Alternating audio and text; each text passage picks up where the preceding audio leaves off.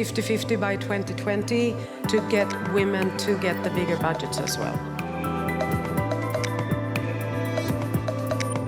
It's very, very important that we put the stories in the hands of the people who own those stories.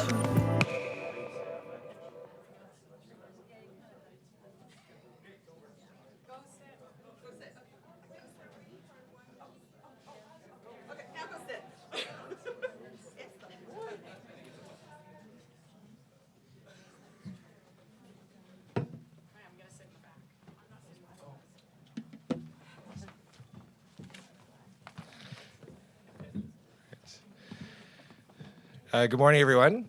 Welcome to day 3 of TIFF Industry Conference. My name is Alan Convery. I'm the Director of Government Relations and Foundations here at TIFF. I do hope you're enjoying all of this year's conference programming to date, and I hope you achieved a sufficient quantity of sleep last night. I did not, but but I hope you did, so you can soak in some of the shared insights from today's panel presentations, discussions, and master classes being presented by your industry peers and mentors. And of course, do make sure you carve out some time to catch some films. It's always important to do that at a film festival. Right. But to begin with, I would like to acknowledge that today's event is taking place on the treaty territory of the Mississaugas of the Credit First Nation and the traditional territory of the Haudenosaunee, the Anishinaabe, and the Huron-Wendat. We are grateful to have the opportunity to work in the community. I would also like to take a moment to acknowledge our conference sponsors and supporters who make everything TIFF does possible. Our lead sponsor, Bell, our major sponsors, RBC, L'Oreal Paris, and Visa, and our major industry supporters, Ontario Crates and Telefilm Canada. This session this morning is entitled Demystifying Platforms, Getting Some Shelf Space, and is generously supported by Telefilm Canada. We thank Telefilm for their sponsorship for this session and for the festival. And some housekeeping notes. We would like to remind all delegates and guests that there's absolutely no professional video or photography allowed inside the conference center at any time. However, please do tweet about your session and keep the conversation going on our online audience at #TIFF19. I would now like to get things going and introduce Francesca Cinelli, Director of Communications and Promotion at Telefilm Canada, who will introduce you to your guest panelists and start this morning's discussion. Thank you and enjoy. Over to you, Fran. Thanks.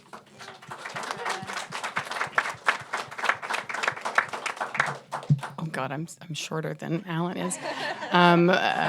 Good morning, everybody. I think I have like day 4 TIFF voice after like all the cocktails and the talking. It's a great pleasure for Telefilm to be able to put on panels like this. We're really committed to having these sometimes uncomfortable discussions about where the world is going so that we can all learn together and we can all evolve together. On Friday, we had a panel about the potential death of cinema, and we thought this was a great, no, it's okay. He said it was going to be okay. But one of the takeaways that really impacted me was the evolution of me dressing up to go see Grease with my parents at the Imperial Six, which is no longer there, and it being a big event, to throwing a VHS tape into, we're very excited to be the first family on the street to have a VCR. It was very, it was Attack of the Killer Tomatoes was like my favorite film ever. To now I have a 16-year-old and a 14-year-old, and we're all in different places in the house, and we're all watching things being streamed. And my kids don't always want to go see a movie. So what I say is, 1, festivals are now pivotal in terms of how we can have that cinematic experience, but also what this team here is going to talk about. The world wants to see our content. They want to see Canadian stories. We have many examples of successes around the world. And for us to be able to have this discussion, whether you agree with it or not, that's part of what this whole world is about. We like it when people don't agree because then we change. I totally haven't gone through any of the script that they've told me. That's how day 4 works. I was like, whatever. Anyway, but now I'm going to go to the script because I want to do Annelise justice. I'm going to introduce a longtime friend and someone who's actually educated me quite a lot in terms of this space. I think you were my first follower on Twitter. Thank you. I know. I think I have 5 now, so really don't get your... Anyway, Annelise Larson is a digital strategist and a mentor. She comes from a background as an independent film producer with training at UBC, the CFC, and the BAM Center for the Arts.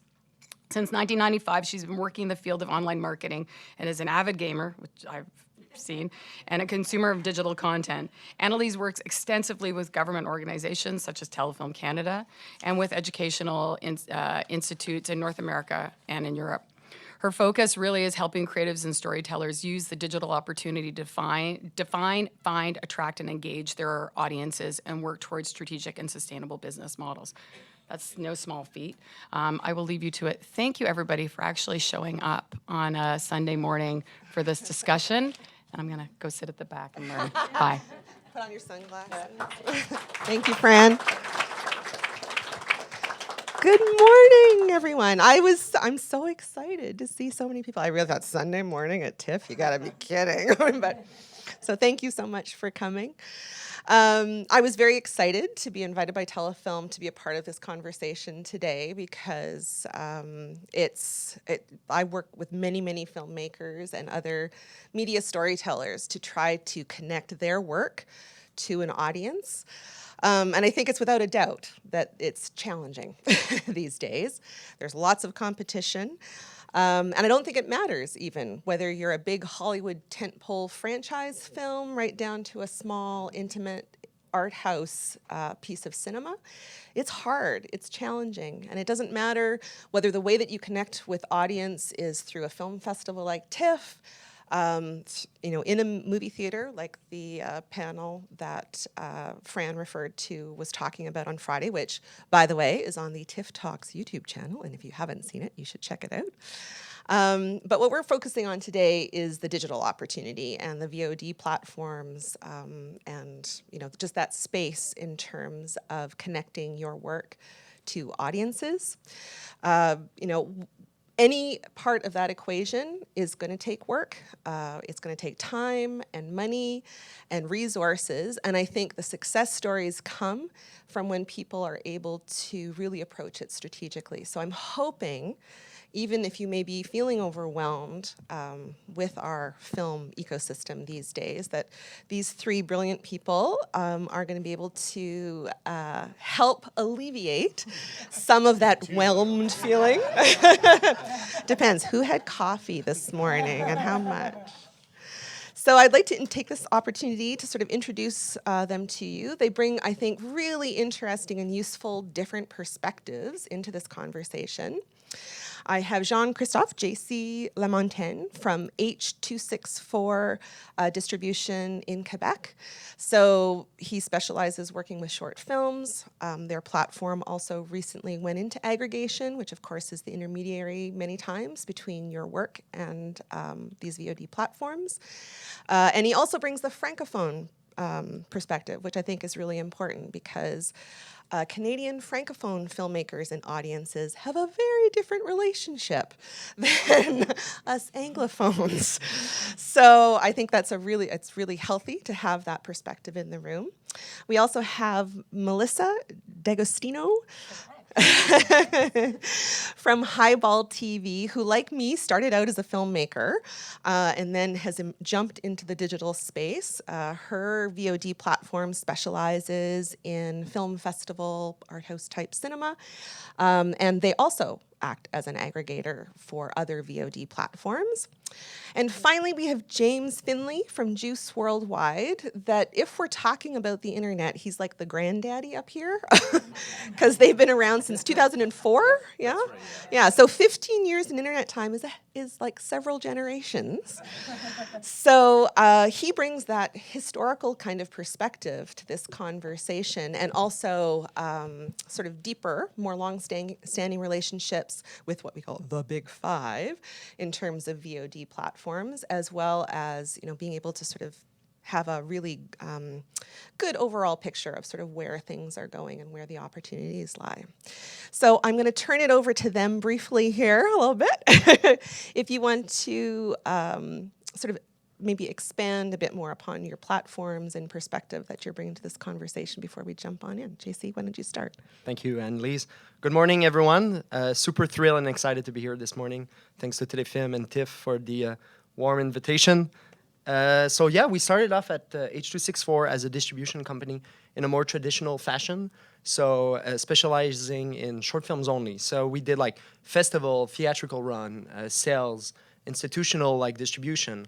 But rapidly, so we launched this 4 years ago, but rapidly we realized that in terms of digital distribution, there was really a lack of resources and knowledge as well on just how to get your film on iTunes and Netflix, because there is no button on Netflix like submit your film, name, email address, Vimeo link, and we'll buy it. So we kind of like heard that word 3 years ago in like at a conference, and we're like quite intrigued by just the concept of it.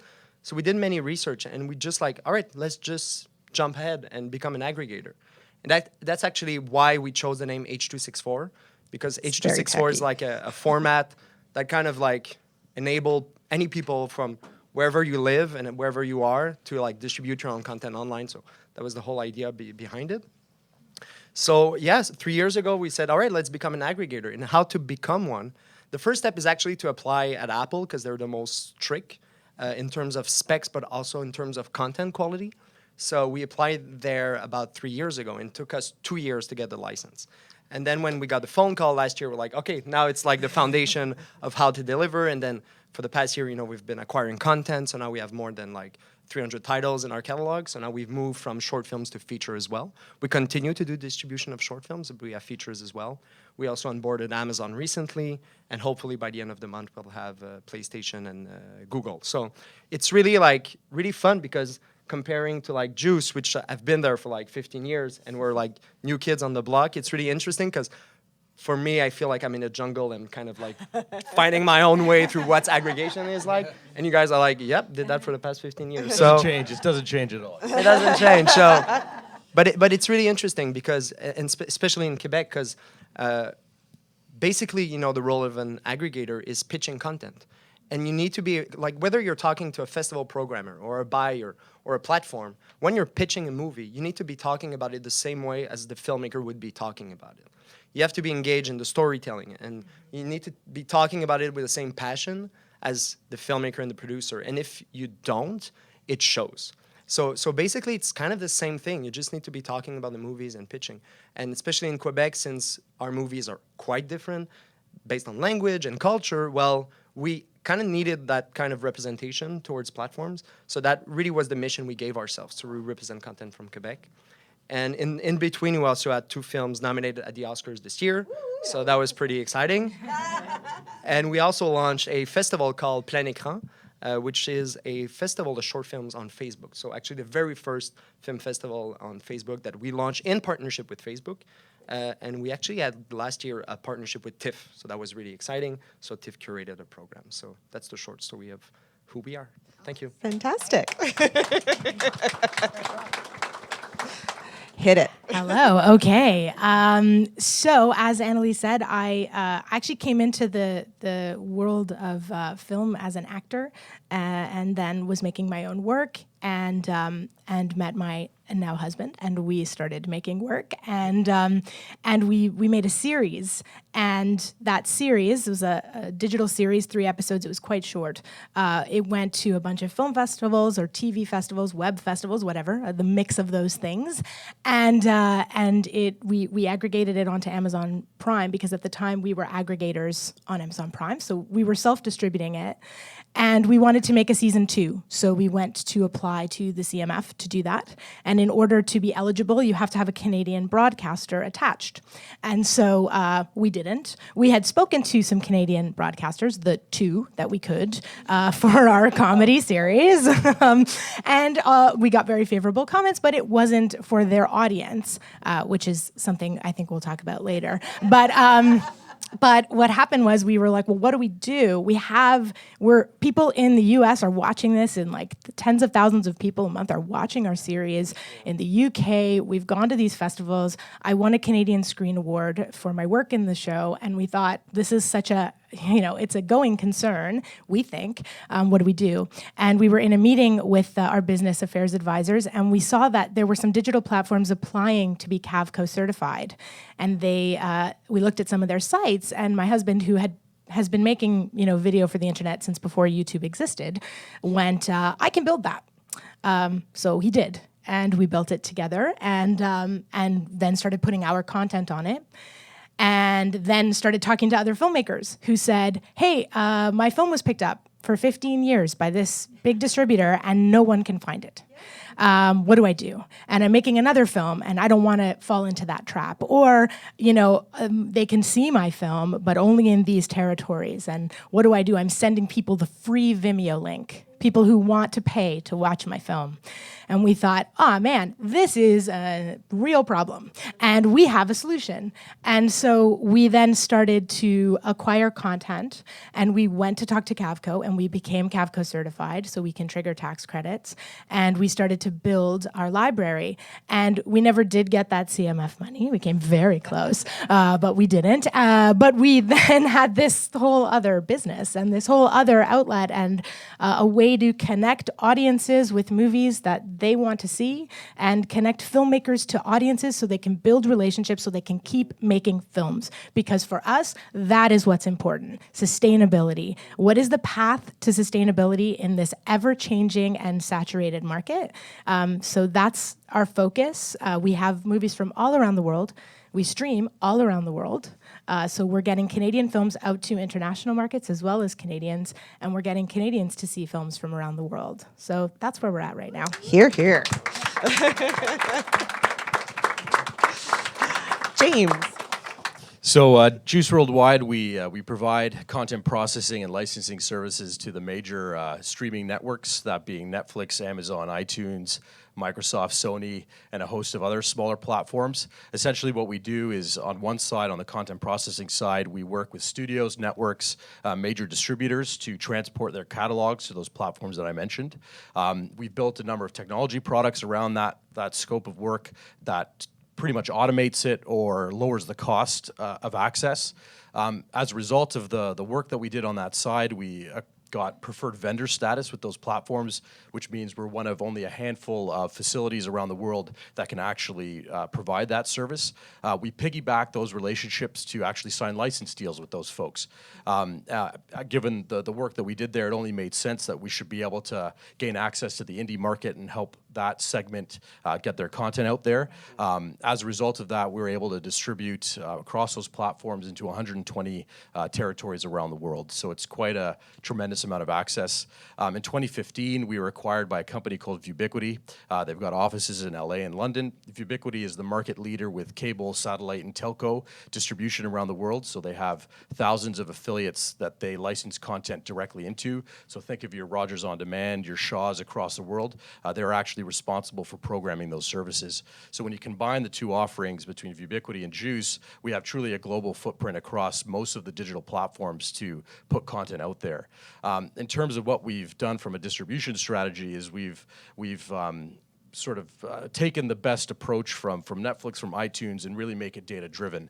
From a licensing standpoint, we're not very traditional in the sense that we go out and acquire content and seek out things on a programmatic basis. We're more agnostic with respect to that. So we do all genres, do all content type, but really we drive our selections via data.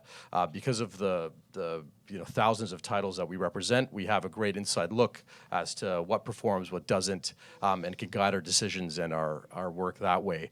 So don't think of us necessarily as aggregators or distributors. We're sort of a consultant that's built a very substantial network that we're going to allow you access to. So it's been pretty interesting ride, I have to say. Is the market's constantly changing. What's a trend in one year is certainly not a trend in the next. So really our strategy has been to find the new emerging platforms, seek them out, do licensing and content processing deals with them, and then enable that access for our client base. Awesome. Thanks, James. Okay, you've met their brains. Now, let's ask them some questions.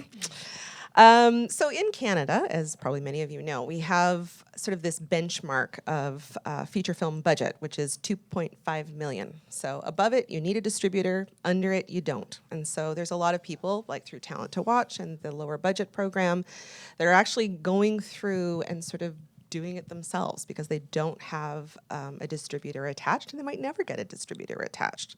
So I'm really curious from these three folks, in terms of that and in terms of the VOD space, you've worked with a lot of people. If each of you sort of have your top three tips or things that people really need to prepare and be aware of when they're sort of looking at the VOD space, and when should they be making those preparations? Yeah, it's going this way. Perfect. Yeah, I think so. It feels that way so far. I'll give 4 tips. Okay, 4. First one, try to make a good movie. We can talk strategy over and over again. If the film is good, it's going to sell itself. First tip. Second one, it's a bit more concrete. It's just know your audience. And it's going to be the keyword here this morning. In terms of we see now aggregation and relationship with platforms moving towards a trend where platforms will be looking for much more curated content. And they're going to be looking for specific things. And if you're able to deploy as many effort in your digital release, the same way you're going to deploy efforts in the theatrical one, the result will most likely be that your film will reach your audience.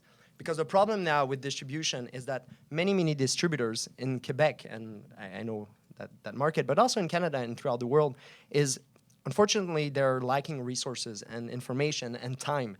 And sometimes they're going to put a lot of effort in festival run, in TV sales, in theatrical releases, which makes sense because that's, of course, the core of cinema and distribution. But now most people are watching movies on platforms. So if we maybe put some much more effort in this scope, I think we're going to have a much more balanced ecosystem. Because now I think we're having discussion of festival versus platforms, and I think this is just a totally wrong approach. It's we all go to the movies and we all watch Netflix and Amazon and all that stuff. So can we just make them friends again? So that would be my second tip, know your audience. The third one would be, even if you want to self-distribute, make sure you surround yourself with great people. Make sure you have a good publicist. Make sure you have maybe a distributor that can craft a tailored festival strategy that fits your needs and that fits your film. And also make sure you have a good social media manager. Self-distributing your film does not mean that you have to do this alone, because distributing a film is long, is tough, and you have to be patient. And when you're a filmmaker, the sooner you click on file, export movie as ProRes, you're already ready for your next one. And sometimes distribution is a year and a half, 2 years. So make sure you're patient. The fourth one would be just be realistic. Of course, we all want to sell our films to Netflix, but the truth is, you'll most likely won't sell it to Netflix because they're less and less buying films now. They're much more, focus on original content. And there's actually 1,500 VOD platforms across the globe. And that number is growing at a really, really fast pace. And we're at a point in digital distribution where that trend is not going to change for at least a couple of years.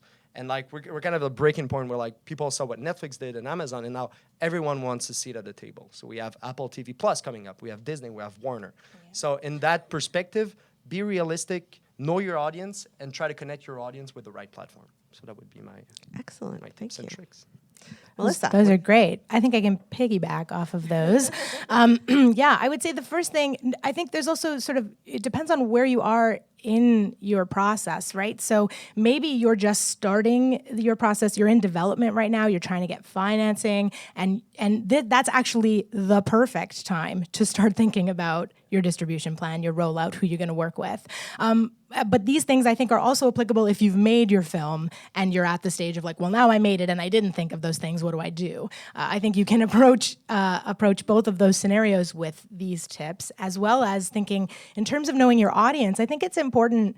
I know for me as a filmmaker transitioning into working more in distribution, it was hard sometimes to reconcile my, this is the story I'm telling and I don't want to know about the marketing, or that's not my job. Even though I was a very entrepreneurial person, I was still I am the artist and this is my thing, and someone else will know where to sell it. And I think that looking at marketing or publicity as an extension of the story you're telling, it isn't the business, the big bad business side of it. It's an extension of that story. If you're trying to reach people through film and tell stories, you want to reach them so they watch your movie, and you want them to go in knowing what your movie is. And that comes from the kernel of the idea and the passion you have. So you are actually the most important person in the distribution process, because you have to relay that messaging to whoever you're working with, whether you're self-distributing or you're working with partners.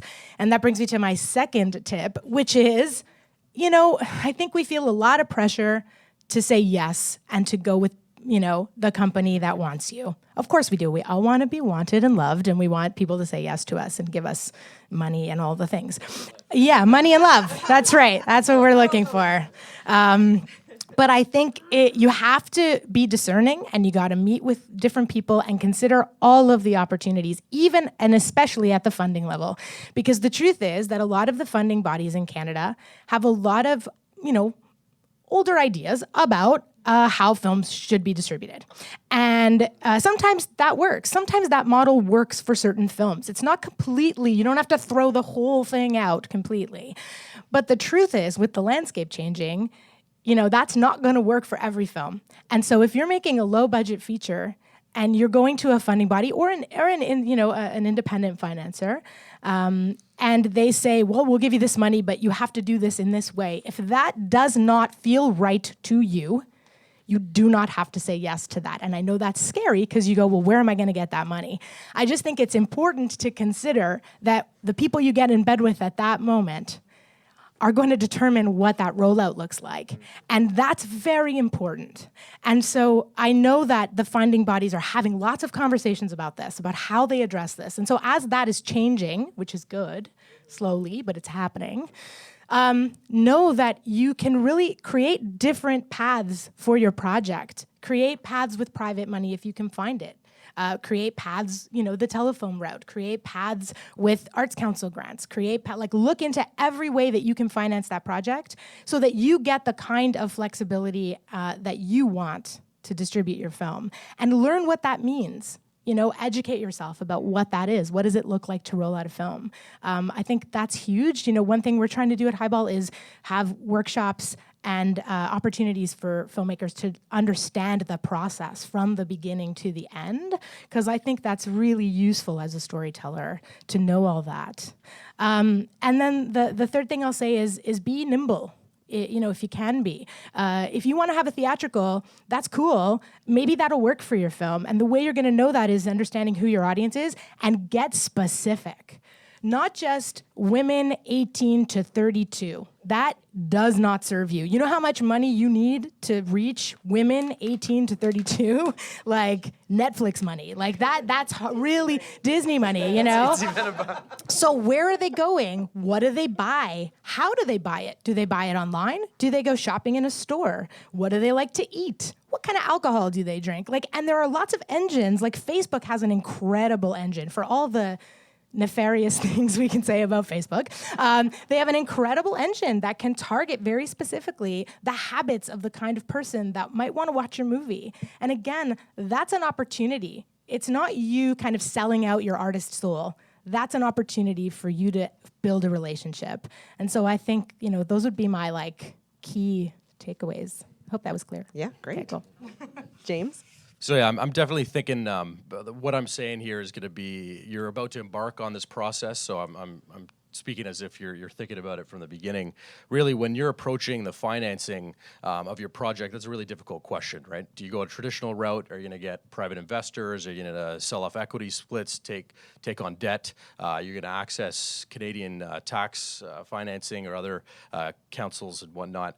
That's a really difficult call, and it's going to potentially guide whether you want to go self-distribution or go through a traditional model. With self-distribution, what you're essentially giving up in some sense is getting access to upfront distribution fees or minimum guarantees and things like that. So that could have financial implications for your profitability. what I recommend with people that are approaching Juice, excuse me, is, listen, the licensing approach that we've taken is it's very flexible. You definitely, given the state of the domestic market in North America, it is most advantageous for you to try to find a distributor here in North America that can represent you both in the U.S. and Canada.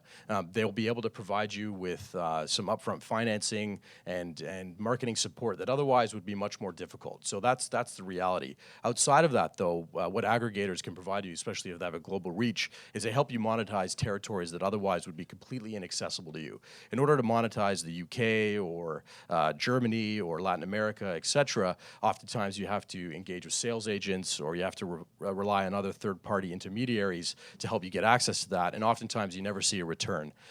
With our model, you can pretty much piggyback selecting some distributors in key territories and then amplifying the marketing effect and the financing effect to generate revenue across the board. So that's like a best case scenario that you should definitely try to target. If not, if that seems like that's roughly, kind of beyond the scope of what you're going for, then the best thing that you can do is try to, as the guest here said, is piece together really advantageous financing that sort of takes that burden off up front. And I would highly suggest exploring your options there and being very flexible. So that's the financing piece. Second of all, echoing the sentiments here, the segment that you're going after from a consumer standpoint, that's really the key thing. That was a great line. 18 to 35 is such a generic thing to hit, right? You really need to pinpoint who you're going for. The success that we've seen from the titles that we've aggregated has been the people that have those built-in audience segments that they've gone for, whether it's gamers or it's if for documentary spheres, there's social justice, social action, and they're finding those specific folks and then they're engaging with them very early on. So yeah, definitely when you're financing this thing together, save some of your budget for a publicist. You need PR engagement, you need social media engagement, and you need to allocate, whatever your budget is, you need to allocate something there for that for sure. The final thing I'd say, again, is ultimately you're making a consumer product. So the financial viability of what you're setting out to do is first and foremost. There's two tracks really in the industry. One is you're going to take an auteur route. You have this creative idea. You want to express that, and that's certainly a worthy endeavor. And the best route for that is really you want to make something that can hit a festival circuit and cause a splash. And that's certainly a great route to go.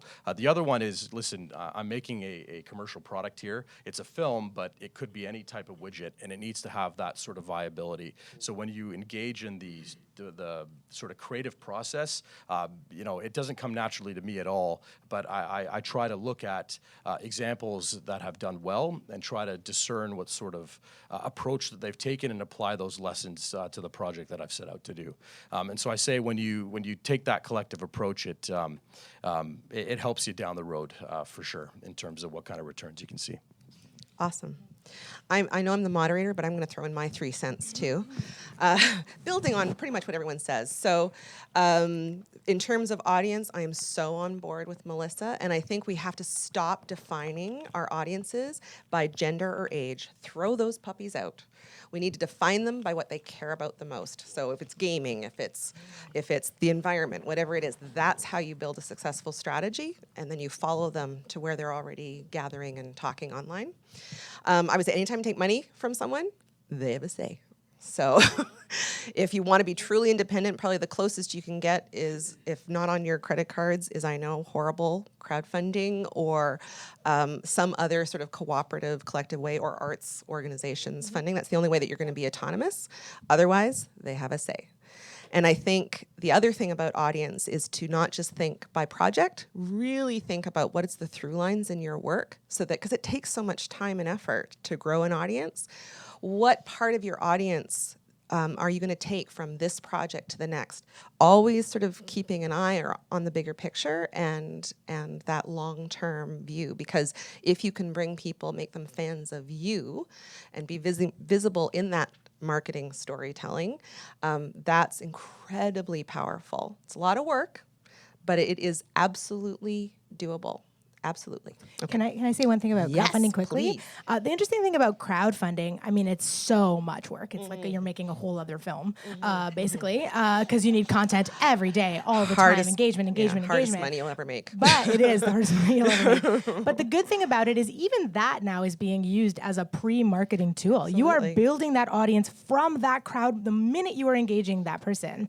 You know, in marketing, they always talk about an SEO and growth. They talk all the time about the most valuable thing you can ever have is an email address. The most valuable thing you can ever have is that beginning of a relationship. You have to know how to manage that relationship, but you know that starts to get people excited about it. They want to see what's going on. If they give you money, they're already invested, emotionally invested. So I think it's a complicated one, but it has become a real marketing tool as well. Yeah. Just look at podcasts.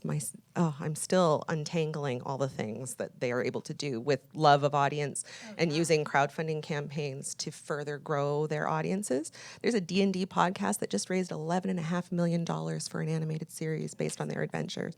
So, and what do they love?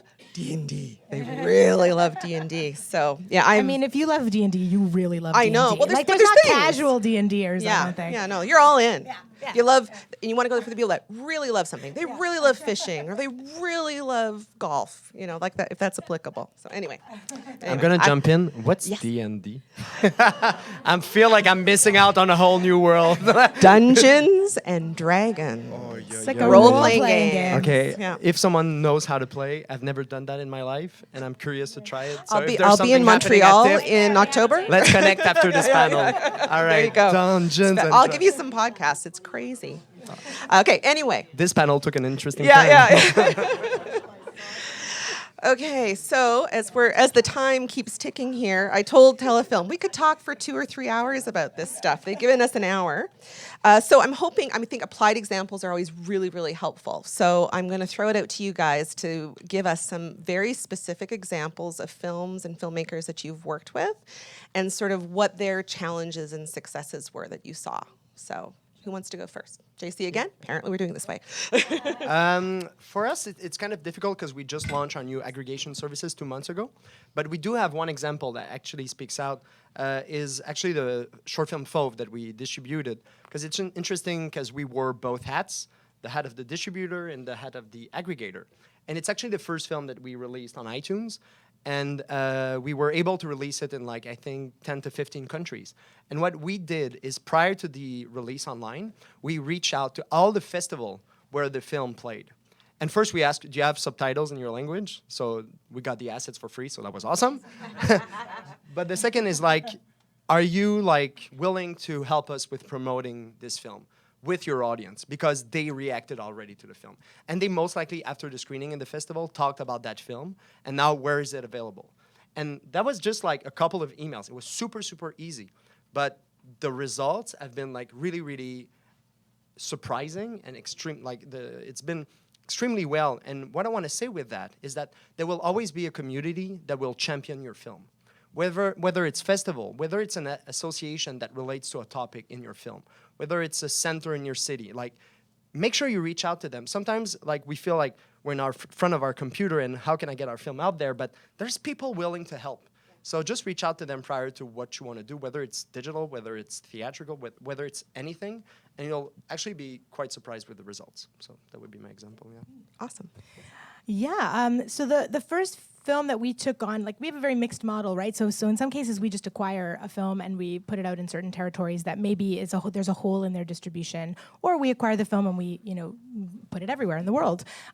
And other times we do act as a distributor on behalf of that film and an aggregator in a similar way. And so there was a Canadian film called The Drawer Boy. It's based on a Governor General's award-winning play. It's a seminal part of Canadian history, this play.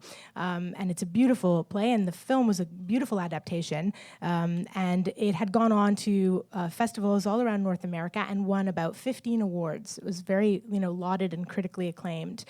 And they made the film with Arts Council money and a private investor. And so they weren't really locked into any kind of distribution, but they were having a really hard time finding a distributor. They had found a Canadian distributor, but then that wasn't really going well. And so one of the filmmakers is a friend of mine who I know from back in the day when I was a theater actor, and still am sort of, but from the theater.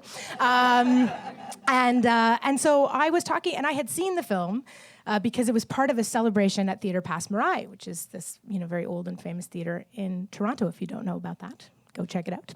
And I'd seen it and I loved it. It was a beautiful adaptation. And so I had said to her, listen, we've built this platform. I know you're probably, looking for someone bigger to pick this up. And that's great because it should be seen. But, if you're in a situation where you don't have distribution in the territory, come to us, talk to us. We love the film.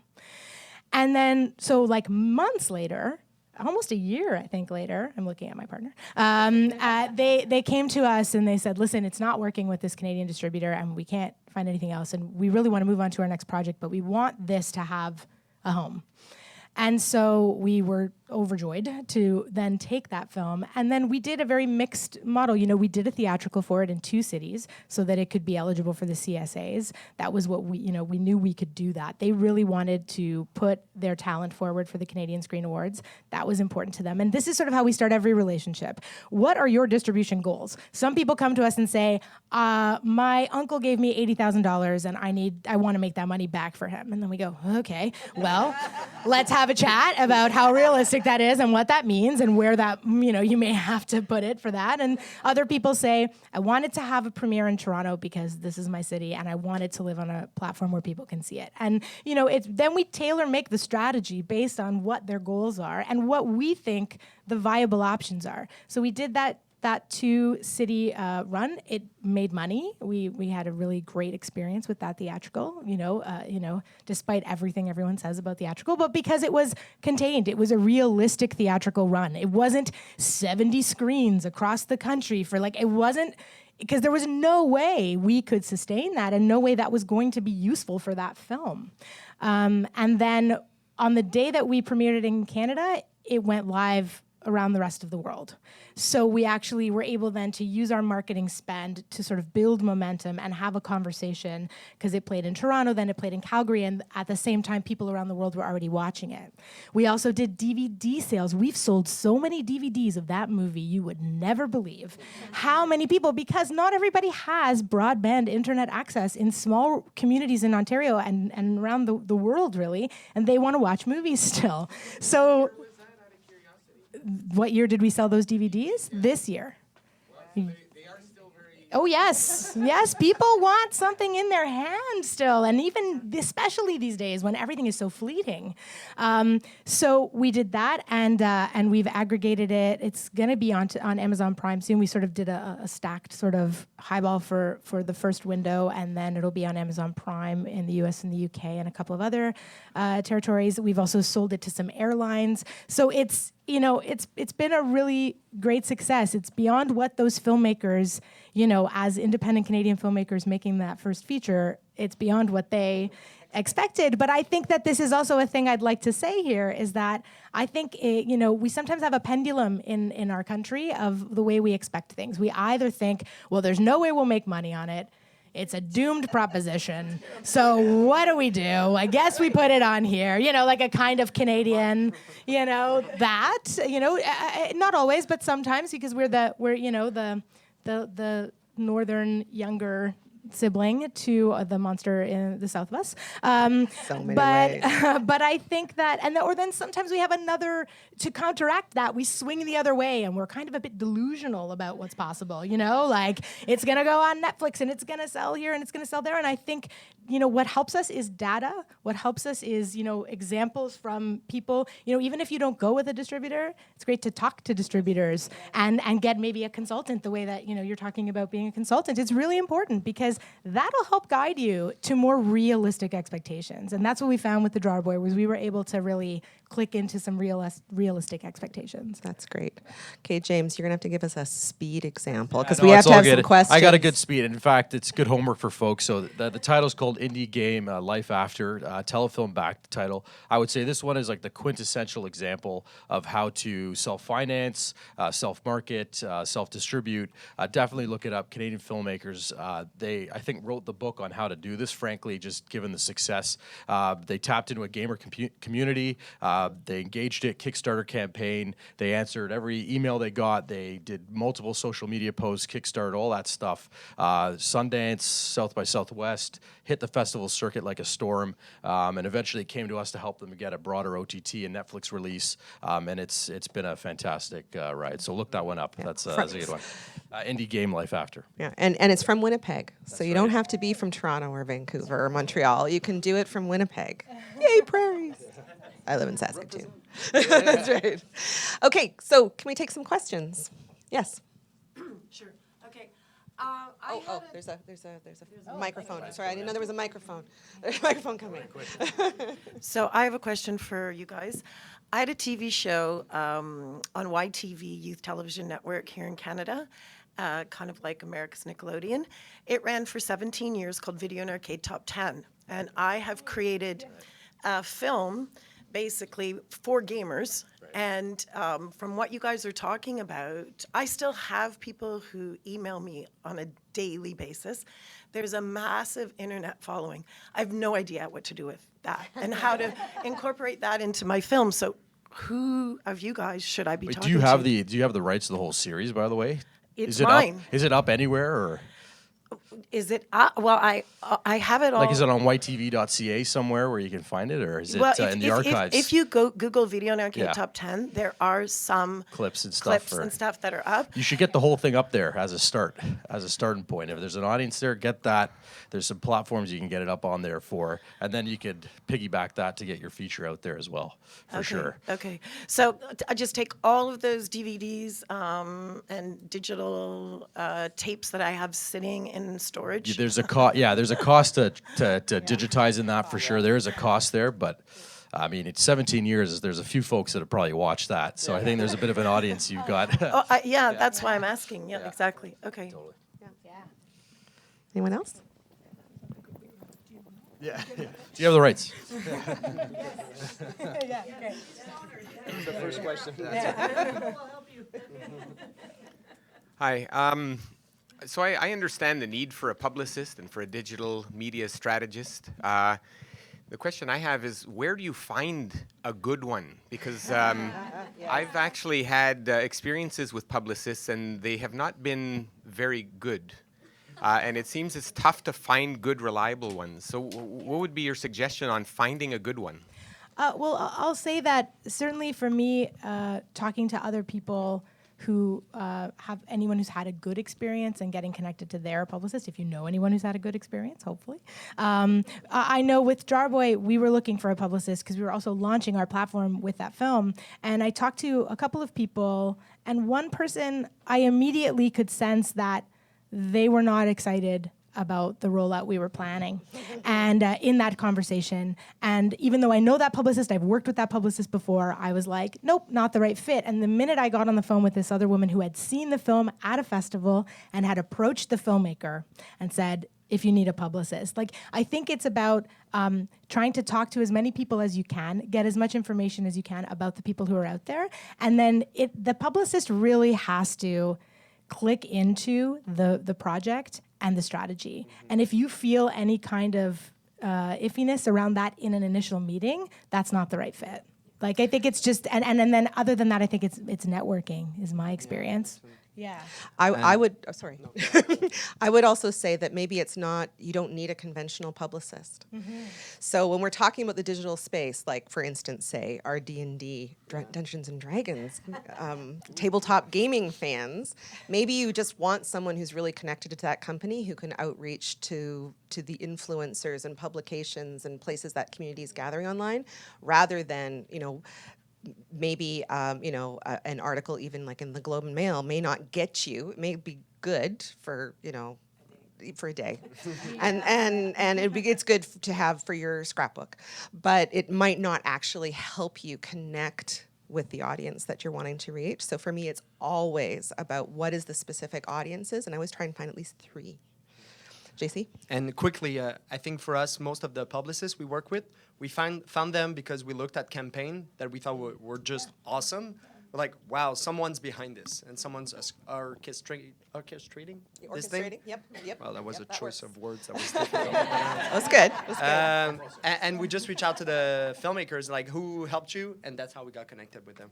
So also find a campaign that also would resembles or like kind of connects with yeah. and Resonates resonates with- with your film. Yeah.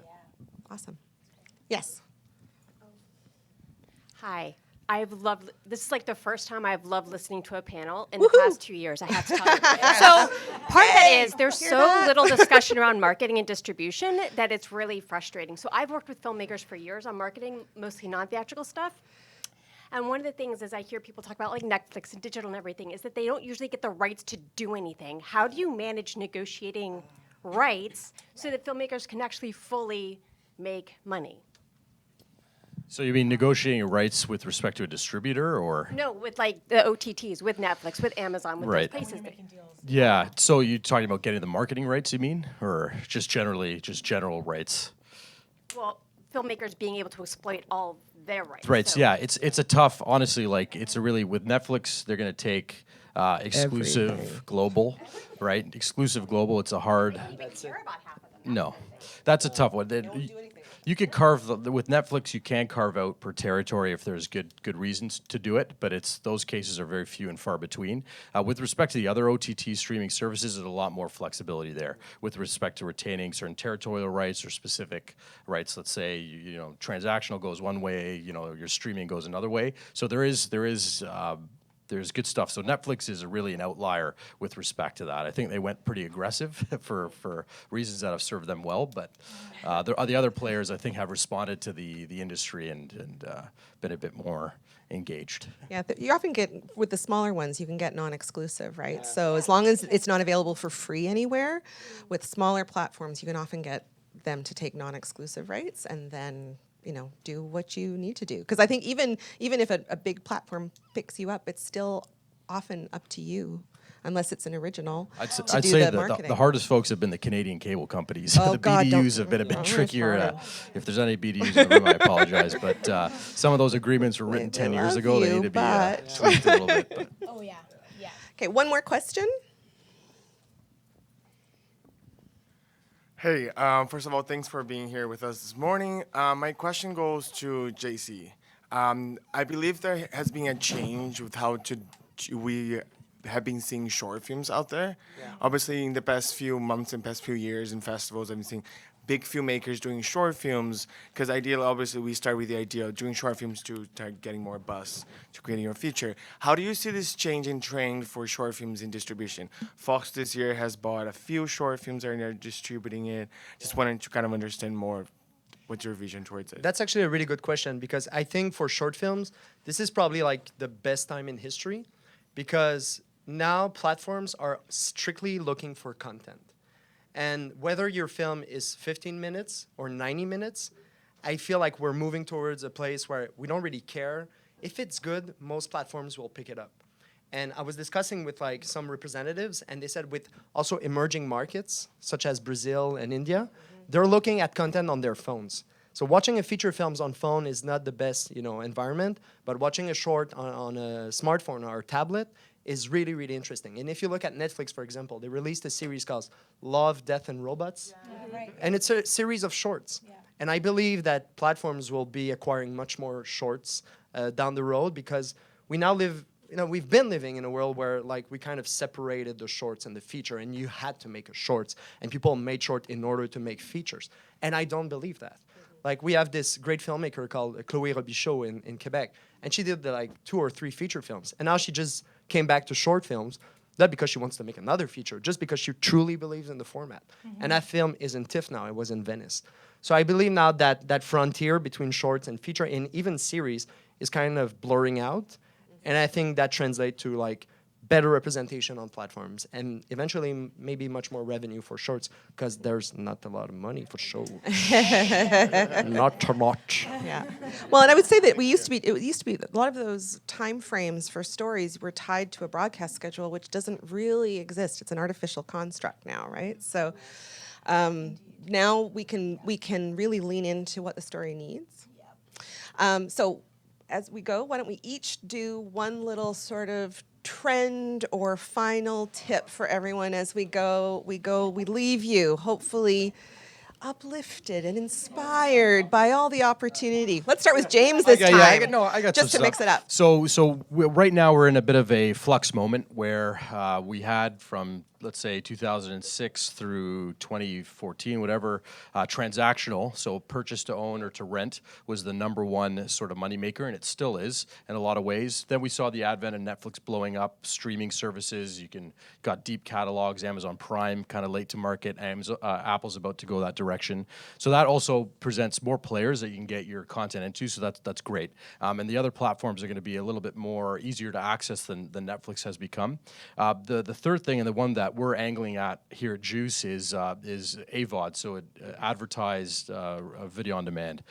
There's been an explosion of platforms within the US that have pretty much leveraged this model to great success. The numbers coming out of there are fantastic. They haven't rolled up here in Canada as much, or globally for that matter, but in the next 12 to 18 months, they certainly will. And that's what we're targeting, because obviously, I don't buy a lot of movies anymore. I rely on being able to stream it. My threshold for ads was kind of eliminated, but at the end of the day, I might be willing to watch 30 seconds worth of ads spliced between some content, and you can get a good return on that. So I would certainly keep an eye out for those platforms, and yeah, find the right partner that could certainly give you access to that. So whether you're exploring a distributor, a traditional distributor, or you're looking at aggregators such as ourselves, the first question you should be asking is where do you got those licensed relationships? Who do you have those licensed relationships with? What have you done? What's the size of your catalog? That's an important thing to understand from the outset. Melissa? Yeah, I would say the thing I'm noticing a lot is that in addition to what you were just speaking about, is that there's and you mentioned curation earlier. I think that everyone is so concerned about fighting the franchise, right? Because it's just franchise, and IP that already exists, and so we're all like, well, how do you get your original story that isn't part of a franchise out there? There's a real move toward filmmakers as franchise. We see that with Jordan Peele a lot, where even I think with Twilight Zone, he was only involved in a sort of limited capacity, but they really build it as like from the director of, the writer of. And so I think that curation is going to be a good thing to keep an eye on, because I think that the idea that you can just sell your film or put your film up on any platform and it's going to be this channel that people will watch all sort of everything on. Everything is getting a lot more branded. Apple is being very specific about what it wants on its streaming site, and Disney is dividing Disney and Hulu, and where the R-rated content is going and where the other isn't. And I think so. I think it's really good to know what you're making, know what you stand for, and know what the right fit is for you, because the trend is getting more and more focused as opposed to a broad selection of titles. Awesome. Yeah. JC? My take on it is actually relates to what you just said, is that we're kind of in a funny moment right now in digital world. Is feel like we're in 2002, where we used to have television where we had 2 or 3 channels and everything was on that channel. And we used to pay $20 a month. And then they put more channels. So we got documentaries, we got sports, we got horror. And then we ended up with a bill of $80. And then Netflix came and we're like, I'm paying $80. They're offering everything for $10. So we cut the cord. Now we had Netflix for $10. Yes. But now Amazon arrived, then Apple. And now we're ended up paying the same amount of money that we subscribed to the same channel to begin with. So we're kind of going full circle. So that's my take on it, that yes, the industry is changing, but it's always a bit the same with some tweaks. Yeah. And that's actually good, because for content creators and for producers and filmmakers, that's actually going to be much more easier for you to target specific platforms. If you're making a documentary, there's going to be some documentary platforms really, really looking and wanting your content. So I think for the past couple of years, it was really tough to get our films on Netflix and on Amazon and all that stuff. But now it's going to be much more easier. And I believe that they're also looking at local talent. Mm-hmm. Because once you're creating just global content, you have kind of maxed out your market. But then there are some niche and segments of the market, and in order to get them, you need to attract local talent and create some specific, territory and culturally relevant titles. And that's true. Now we're watching, Dark from Germany. We're watching series from Australia, and that can also be true for Quebec content. Yes. And that's a big problem. We believe that Like there's a big discussion in Quebec of creating a Netflix for Quebec, and that would be like the biggest mistake. Yeah. My take on it is be where people are. Yes. Instead of just creating like 20,000 Netflix Yeah. with 20 people on it and Yeah. having fun. Like, no, just reach out to a global audience. And I think if your content is good, it's going to work out. Well, So, and I'm all about global niches, like really Yeah, understanding the world is huge, right? So I very cleverly gave myself the last word here. And I want to talk to the funders. So I have two things I want to say to the funders. One is Telefilm, we need to talk about your success index. And we need to change things to really reflect what the marketplace and where the opportunities are for our storytellers. The second thing is that we've heard sort of lightly through this little talk this morning how important audience is. It's a part of your package. It's part of your brand as a filmmaker and the audience that you can bring to not just one project, but the next project and the next project. So I feel that all of our funders, our public funders, should be investing in helping. If they're investing on helping you develop story, they should be investing at the same time in helping you find and develop and understand who your audience is. Because none of us, when you start, you go, I don't know. So I think that audience story combo is what would be the real secret sauce to lifting up our industry and making a future for all of us. And as an example for the world. There you go. And you guys can do it. I started out as an indie documentary filmmaker. I am totally self-taught. It is not rocket science, this stuff.